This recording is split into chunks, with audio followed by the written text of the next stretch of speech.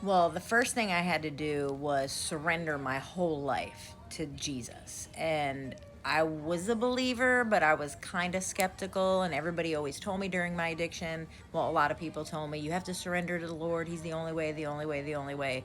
So after 5 rehabs and shooting up for 4 years, I was desperate. I dropped on my hands and knees, begged the Lord, if you're real, come into my life and save me. I am an empty shell and I'm dying pretty much. I was dead inside. I was literally just a walking vessel.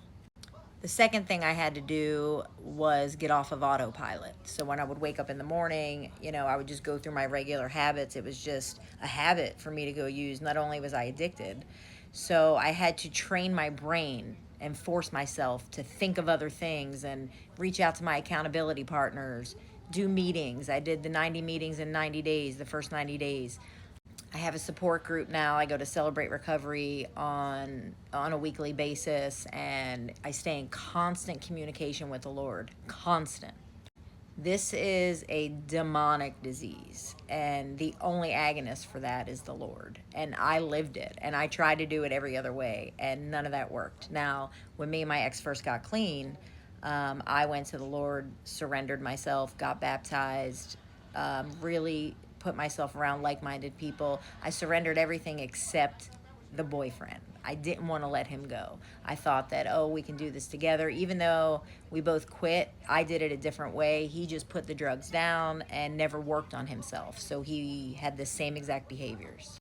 I've been working on myself the past few years with the Lord, with my support groups, with therapy, getting to the reasons of why I used in the first place and what I was trying to numb. This way, I can learn different coping skills, healthy ones. It's like when someone just puts the drugs down or the alcohol down, we call that like a dry drunk. They have stopped using, but they're not working on themselves. They're not growing. They're not doing self reflection. They're not changing the behaviors that caused them to do that stuff before. So, even when we got clean after 4 years of using, those 2 years that him and I were clean together, he was still acting the same way, not working full time jobs. Then he was drinking beer. So it was like his addiction crawling out another hole. And then he eventually ended up relapsing after saying, I don't need Jesus. I did it my own way. I don't need that. You do, but I don't. So if there's anything I can say to anybody out there that's sick and suffering, or any family members that have family that is sick and suffering with addiction, the Lord is the only way. He is the only way. And you can't force somebody to stop using.